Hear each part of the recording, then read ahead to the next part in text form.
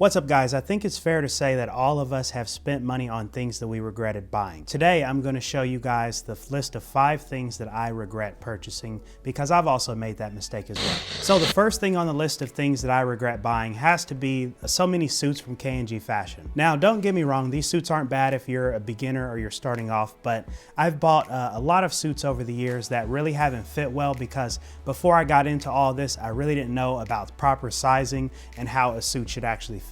In most brands, I'm a 38 regular when it comes to a suit, but at KNG Fashion, for some reason, the sales associate would always size me up to a 40 regular. So now I have like 4 KNG Fashion suits that really don't fit as good as a 38 regular would have fit in the shoulders. Also, the sleeves are a little bit extra long, and so that's something that I really haven't worked on tailoring yet, but I can still probably salvage these suits. I have taken in the sides and they look a little bit better, but I think the shoulders are just too long and too wide for my personal taste. For me, the second thing on the list has to be cheap dress shirts. I've purchased so many dress shirts in the past without knowing what a true quality dress shirt is, and so I have a lot of stuff that doesn't fit that really needs tailoring, and it's not that good a material and quality overall. Some of my shirts have developed holes and other imperfections that are faded in color just upon a couple of washes, and so it's really, you got to know what you want, you got to know what's a good brand, and you can still find those good brands for good prices, but in most cases, when I started off, I was buying brands like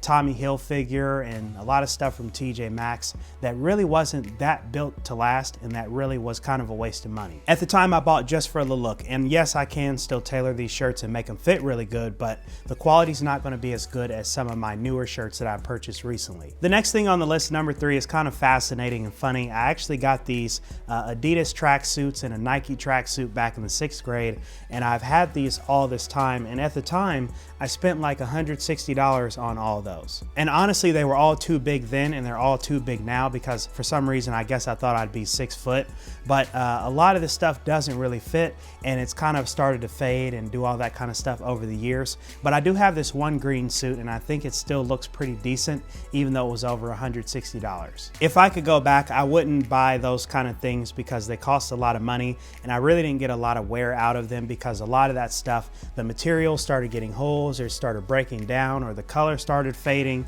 or it got that little, the cottonwood peel on top of it to create those little balls, and it just really was a bad investment. Over the years, I've wasted so much money on that kind of stuff. Next up, number 4 on the list has got to be these little cheap fashion watches. I've bought so many of these things over the years. I have probably 25 of these sitting over here in the jewelry box, but I really don't wear any of these. These are all very cheap watches. I probably spent only $30 on all of them together because they're all from AliExpress. Every single one of these watches, either the color, the metal has faded on the sides, or if I look at it now, you clearly see that it's not a real gold or it's not a really good silver.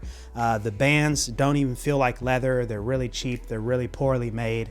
And honestly, I just wasted that little bit of change on a lot of watches. I would say to you, instead of buying these cheap fashion watches, and even the ones that are this cheap and have literally been marked up, I recommend you get a good brand like Casio, Timex, or Seiko, because those are brands that have proven track records of being great quality. All the stuff from like Daniel Wellington and the Fifth, all those little cheap fashion watches have been marked up. They're the same watches as these, but they just have an expensive price point on them that doesn't justify the quality that you're getting. So stay away from cheap watches. And then finally on the list, number 5, it's gotta be cheap dress shoes. I've tried brands like Stacy Adams, Cole Haan, and all these really are not the best shoes. I recommend, instead of buying those, that you go and get a brand like Allen Edmonds, somebody that is reputable. If you're looking for a boot, get a used Thursday boot, because on eBay, you can find a ton of these shoes for very inexpensive prices. For example, right here, I have a Stacy Adams shoe. I got this a couple of years ago, maybe 2 years ago. And just the quality of this leather is really not that good. You can press it in, and it's supposed to be a lot harder, and it doesn't polish good at all. This is a plastic heel, so this isn't like a good heel. There's no wood in there. It's not like a leather stacked heel. So it's just plastic. It's not that good.